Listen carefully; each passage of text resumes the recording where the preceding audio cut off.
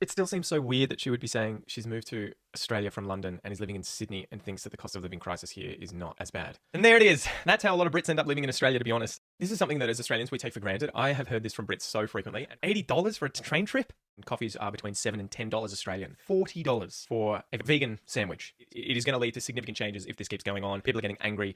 G'day, you mob. How's it going? Pete here. Welcome to this episode of Aussie English. Today, I'm going to be reacting to a video called Why Everyone You Know Is Moving to Australia by Lottie Clack. I thought we could react to this, check out what her points are, because Australia is anything but an affordable place to live right now, and I would have thought it would be the opposite, where no one is moving to Australia right now, especially not from the UK. Anyway, let's get into it. Hello, or should I say good day? Is it me, or recently has every British person either moved from the UK to Australia, is planning on moving to Australia this year or next year, or is at least talking and saying they're thinking about moving to Australia? Brits currently make up Australia's largest migrant population, with 1.1 million of us currently living there, which is around 4.4% of the total population. Migration in general has been increasing, so much so that it rose by 1/3 last year to lift Australia's population by a record 659,000 people. Yes, this is the current flavour of the month. This is what we are talking about a lot in Australia at the moment. Mass immigration. We have had something like over 1 million people migrate to Australia after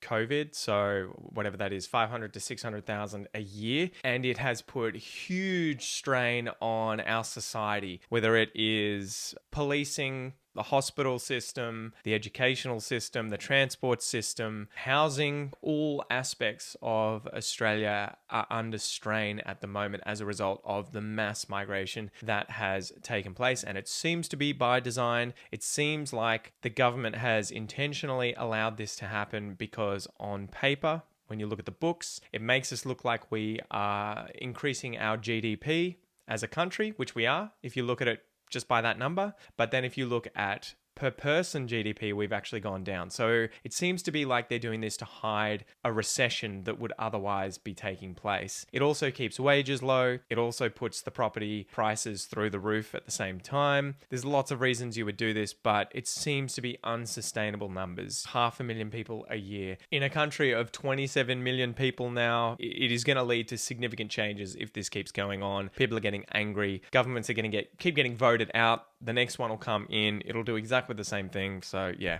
that's the current issue that we've got. In fact, I'm fresh off the boat myself, as they say, having moved from the UK to Australia 3 weeks ago. She's part of the problem, guys. I'm actually half Australian myself. And there it is. That's how a lot of Brits end up living in Australia, to be honest. I've got a lot of Brits who are friends where one of the parents is Australian or has an Australian citizenship and passport, and their kids as a result end up with Australian citizenship or a passport or whatever and can move over here relatively easily. So this may not apply to every single person watching this video, but she has probably gotten in here because she has an Australian passport and doesn't have to worry about visas or anything like that. So my mum's side is all Australian, hence why I was so easily able to come here, as I do have an Australian passport. But I'm not the only one I know who's come over here. And with migration on the rise year on year to Australia, it's a trend that I suspect will continue. I will continue to see lots of Brits giving up their UK life and coming to Australia with the idea of having better prospects. It's interesting, obviously, why everyone you know, she must be talking mainly obviously about Brits and not just everyone in the world. I would love to see the data on Brits migrating to Australia and whether that's increasing or not, because I know that the UK at the moment has a huge cost of living crisis going on as well. Wages are lower than they are in Australia. The price of property is probably comparable depending on where you live. You know, if you're in London, it's probably on par with Sydney. I've got lots of friends living there that are saying the same sort of thing. One set of friends moved to London a year or two ago. They're wanting to have kids and now they're like, screw this. We need to live somewhere outside the city where we can afford to have a better life. Another friend moved there probably about a decade or so ago and has lived sort of all over the shop, but is now thinking about moving to France because life in England just seems unlivable. He's like, it's expensive. Everyone is getting really sort of snarky. The culture's changing. The weather's awful. It is interesting to see a lot of people wanting to get out of the UK. But exactly why are so many Brits ditching the UK at the moment and moving to Australia? Aside from the obvious, the shared language and culture and a close relationship with Australia, despite being so far apart geographically, I think there's a few newer and more significant reasons as to why so many Brits are migrating. One of the biggest ones absolutely has to be the cost of living crisis in the UK at the moment, which is definitely a large influence on my reasons to move from the UK to Australia. Put simply, everything in the UK just keeps getting more and more and more expensive year on year. And so what have we got here? We've got change in real gross disposable income per capita of households between October, December 2019, 2023. So down 0.7%. Let's see if it was worse in Australia than the UK, because I have a feeling they're going to be pretty similar, to be honest. Okay. So she's whinging about a decrease in 0.7% real gross disposable income per capita of households between 2019 and 2023. Between the fourth quarter of 2019 and the fourth quarter of 2023, the real gross disposable income per capita of households in Australia experienced a decrease. Specifically, it fell from 129.59 in December of 2019 to 124 in December of 2023, which represents a decrease of approximately 4.3% in a 4-year period.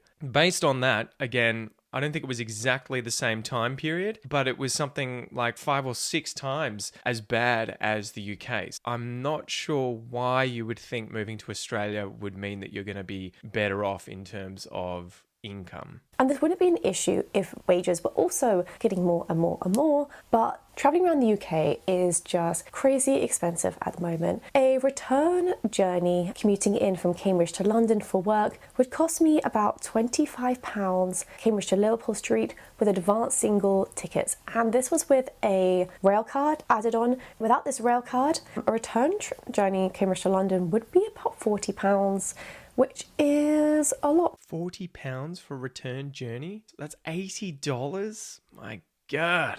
$80 for a train trip? What is the average hourly rate UK in pounds?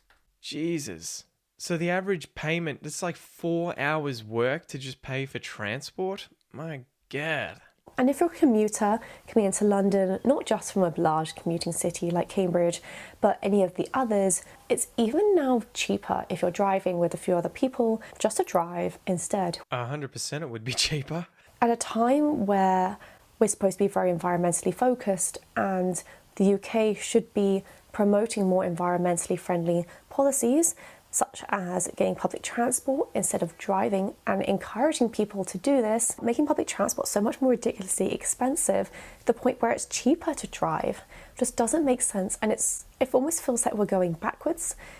That's true. You would think the whole point of public transport is to make it more affordable to use that, incentivize using public transport to come into the cities and move around the cities so that you have fewer cars and less congestion on all of the roads around the city. So it seems weird that the UK would allow it to get to a point where you're actually now incentivized to use your car because it's too expensive to use public transport. But is public transport subsidized in the UK? Public transport, UK, private or public?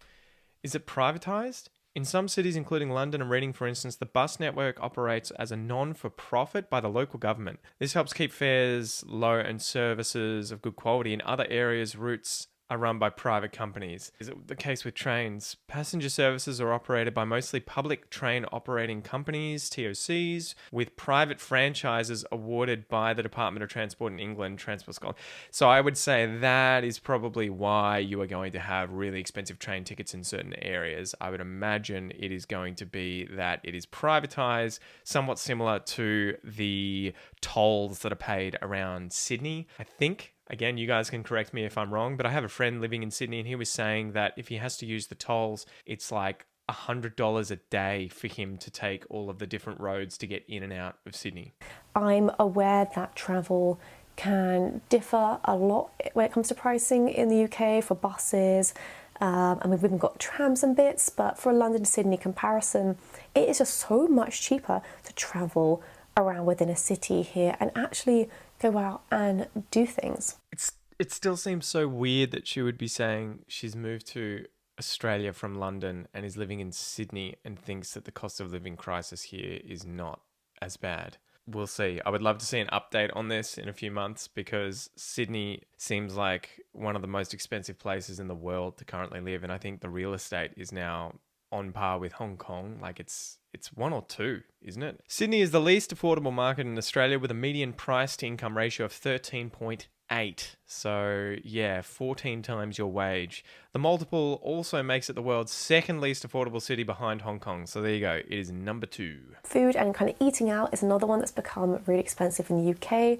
I can't be the only one who's noticed the increase in coffee prices. Man, I think I paid $7 or $8 the other day for a large coffee, which is unheard of here in Australia. Prices are really going up. And then I was reading something on Reddit recently about how much you actually have to make on a coffee in order to cover the costs per hour of the barista. And it was something like most of these coffee places are actually only making about $1 per coffee. So if a coffee costs $7 or $8, again, you're assuming that they're adjusting these prices based on the costs of all the products that they're using and not just inflating them artificially to make a profit. But it would be crazy to me that you're getting a coffee and that once added everything up, it's like $5, $6, $7 before they even get a slice of profit on top of that. So yeah, though I think I did also see that at Woolies and Coles, our supermarkets here in Australia, coffee prices have gone up by like 40% in the last few years, may have even been the last few months because of really bad crops overseas. So perhaps that's part of it too. There's probably also transport costs,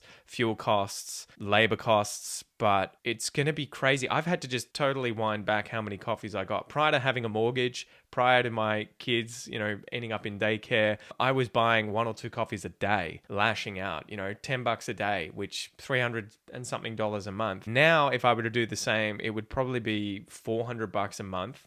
And so I have just had to completely wind back that kind of unnecessary spending and instead make a lot of coffee at home and get maybe 2 or 3 coffees a week out from cafes. So yeah, sorry cafe owners. You're not really going to be paying even less than kind of £3.50, sometimes £4 or £5 for a coffee in London and other major cities. So £3.50 would be, I guess it's about a 2-to-1 ratio. So she's saying that in London, coffees are between $7 and $10 Australian, which just seems insane. It's a cup of milk with a shot of espresso in it. How is it so expensive? I'm paying about $4, $5 maybe max, which is about £2.50. And the same with brunch meals and getting lunch out. It's just so much more affordable to go out and get casual coffees and treats and kind of feel like you're getting a better quality of life and actually able to do more things on a daily basis without having to have a high salary to enable you to have these kind of small luxuries like you do more so in the UK. And this would all be okay in the UK if wages were also increasing to be able to... Aussies, Beulah, leave a comment below. How do you find eating out at the moment in Australia? Are you going to restaurants on the regular and getting your smashed avocados like all us millennials and Gen Zers used to do? Or are you winding it back because shit's getting out of hand? I saw this on Instagram. I had to show you guys. So... I got a vegan eggplant sandwich. It's like they forgot to flip the bread with the avocado into the sandwich. Like, why is the avocado on the top? Is that so you can do it? Is that how you meant to eat it? I paid $40, guys. $40. $40 for a vegetarian or vegan sandwich. So it looks like there's eggplant, bit of tomato, some avocado, 2 slices of sourdough, and some other sauces in there. 40 Australian dollars. So this is what I mean, right? The cost of all these things, and it's understandable. A lot of these places aren't necessarily trying to rip you off, but their costs have gone through the roof, and so the only way for them to stay open is for them to pass them on to the customer, obviously. And then you end up in this cycle too of the fewer customers they get, the less revenue they earn, and so they have to push up prices even more in order to try and get enough revenue to cover all of their costs and pay their bills too. I think there's loads of cafes and restaurants in Australia currently shutting or putting their prices up to the point where loads of people are just tapping out and being like, I can't afford this. I can't justify a $40 vegan sandwich. And this would all be okay in the UK if wages were also increasing to be able to match these prices. But in reality, they're just not. Minimum wage in the UK, for example, in the highest age bracket is currently £11.40, whereas here in Sydney, it's $24.10. It's kind of similar. It sounds like £11.40, if that's what you said, is about $22. Sydney, it's about $24-25.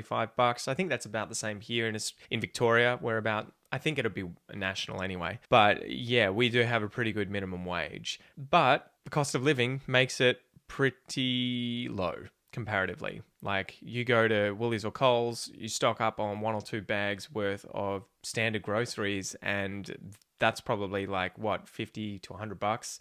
So 2 to 4 hours worth of work for 2 bags of groceries. In the UK on minimum wage, you're annually earning £23,712, whereas in Sydney, you would earn £25,542. So that would be probably $48,000 Australian to about $52,000 Australian. It is true. There is something like, if you go UK, let's say median salary, right? UK median salary is £37,000. $74,573 Australian per year. Okay. What's the Australian median wage? 65,000. So it's even lower. There you go. People in the UK, you're kicking the shit out of us. Or at least that was 2022. So it'll be a little bit higher now. So looks like the median wage in the UK is actually higher. If their cost of living is higher overall, like if you're spending £80 a day on a train ticket, then yeah, I can imagine that it kind of brings your annual wage down a great deal. But Australia doesn't seem to be doing that much better than the median Brit. I can't forget to discuss housing at the moment. Australia actually has some of the largest houses in the world, with each home having around an average of 215 square metres of floor space. Juicy, right? And this is more than double the average of the UK homes. 1 in 10 Australians actually have a private swimming pool, which in the UK you have to be absolutely filthy rich to even dream of having. Yeah, but that's because the UK is so tiny and you guys have 70 million people that live there. So I can imagine that you've had to build housing accordingly so that everyone can fit in your country that is smaller than Victoria. Yes, we have large houses in Australia, or at least we have a culture of wanting larger houses, and this is probably going to have to change in the future, the way that housing prices are going. And 80% Australians have private gardens, which if you're living somewhere like London, it's going to be hard to get, or you're going to have to pay a lot for a house that has a garden, and a decent sized one if that. I guess that is one of those things culturally that we take for granted. Loads of Australians have pools, and it's not necessarily a sign of whether you're filthy rich or not. We definitely have gardens, you know, unless you're living in the city in an apartment or something like that, it's pretty uncommon. And this is again tied back to our obsession with having a detached house on a large bit of land that has a front and a back garden. So it is definitely very common in Australia. I don't know how common it will be in the future though. I have a feeling this is the kind of thing that will change in order to keep house prices from rising absolutely astronomically. I'm aware that a lot of these factors, such as housing, food and travel, aren't exactly new though. So this brings me back to the original question of why exactly are Brits moving from the UK now in particular to come to Australia? What's triggered this kind of new wave of movement? A large key factor is that Australia changed their rules on who from Britain they can allow in. So they actually raised the age limit from 30 to 35 for those who they were allowed to have a holiday working visa, meaning that millions more people suddenly became eligible, including my partner who is 33. And we thought we'd missed the boat miss being able to come over at his current age and would have to look into alternative means, but that rule changing meant that suddenly he is eligible for a holiday working visa. There's also been a change in the type of work that you have to do coming over here. So prior to this rule change, anyone who came over on a holiday working visa had to commit to 88 days of agricultural work, often on farms, and this would need to be carried out for every additional year that the person wanted to stay, which isn't exactly the most appealing offer, particularly those coming from less hands-on jobs, such as more corporate office-based jobs. Yeah, so this was the working holiday visa scheme that I think, at least when I had a lot of friends doing this, the age limit was you had to be under 30 years old. And I think for every year you had to do 80 days on not necessarily a farm, but somewhere more regional. And the idea was obviously you're getting loads of migrants. You want them to come to Australia, but you don't want them to all stick to just the cities. You want them to go out into the regions where more workers are required. And I had some friends working on like cotton farms, cotton gins, and they were raking it in. They were making like $2,500 a week whilst doing that. It was something ridiculous, although they had to work all night and, ridiculous hours. But there's definitely an appeal. I don't know if it is manageable long term. So obviously, if they have lifted the age to 35 now to get more people to come in, you do suddenly have a larger population that you can pull from in terms of migrants. The idea of having to go to a farm and pick fruit would be enough to deter a lot of people from coming over who otherwise would have. I should clarify, there are definitely loads of jobs like picking fruit where you quite often aren't paid very well and can be kind of abused in terms of how much you've got to work, the conditions under which you work and everything like that. At least that's what it was like when I was at uni and surrounded by a lot of people doing this sort of work. They were like, don't do the fruit picking jobs. My partner's brother actually came to Australia about 5 years ago and was unlucky enough to be stuck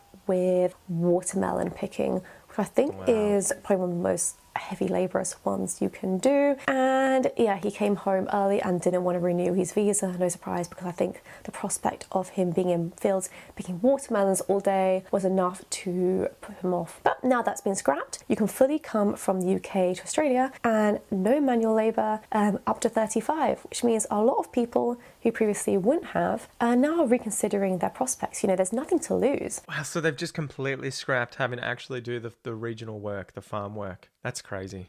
And finally, to finish up, I can't not mention the weather, can I? Seasonal depression is a real thing in the UK, and with the autumn, winter, and sometimes even the spring just being rubbish all year round, dark, gloomy, grey, cold, wet, the idea of coming to a tropical paradise where you have so much more daylight is really appealing. And it's common for us Brits to, we have the jokes about asking about the weather and moaning about the weather, but it's because it is simply just so miserable for most of the year. This is something that as Australians we take for granted. I have heard this from Brits so frequently, and it's probably the same for a lot of other countries that are high in latitude in the northern hemisphere there. It's apparently incredibly depressing. You end up in the dark a lot of the time for winter. I've got friends who live in Estonia and they say they leave for work in the dark and get home after the sun's gone down during these months, and a real depression does set in. And they do tell me that it kind of bleeds into the way the culture works and the way people feel, behave, depression, everything like that. So I do definitely appreciate the weather that we have in Australia. And yeah, I'm surprised though that Brits haven't just come out here, 100 years ago. Wouldn't you just up and leave, Of coming over and having so much more daylight in the morning and in the evening to actually go out and do things like you can sit in a pub, outside or at a bar in the evening for a lot of the year, whereas in the UK we can only simply dream of doing that in the summer, because who's going to sit outside in the dark, at a pub when it's cold and it's wet and it's like 5 degrees? Yeah, no one. That is something, again, I take for granted. We have so many beer gardens here in Australia, and you'll have places to sit in front of pubs, in gardens behind pubs. Restaurants can be like this as well, and it does definitely get really, really appealing and enjoyable during mid-spring and then summer as well, especially when it's not too hot and it's not too cold. Those areas are so awesome at these types of venues. So it is interesting that they don't have them the same way in the UK, but I guess, based on the amount of sunlight they're getting and the temperatures and everything, they probably wouldn't use them. And there's something lovely about the cozy, indoors in the autumn and the winter. But I don't know, is that better than the summer? I don't think so. And with so much more light and weather here, it's no wonder that there is generally a much more active and healthier lifestyle culture here in Australia, with outside activity being promoted so much more. I feel more like I'm thriving and actually living better than I did in the UK. And I know you're only thinking, but Lottie, you've literally been there 3 weeks. How can you be saying this already? And it's true, it has only been 3 weeks, and I'm conscious that this might just be the honeymoon phase. I have a feeling it will be. We'll see. We'll see what happens. It'll be interesting to see when she's wanting to buy a house, how she goes. Anyway, that's enough for this video, guys. I would love to know what you think. Is everyone wanting to move to Australia at the moment? Is the cost of living in Australia actually a lot better than places like Great Britain? YouTube reckons you're going to enjoy this video next. I'll see you there. Toodaloo.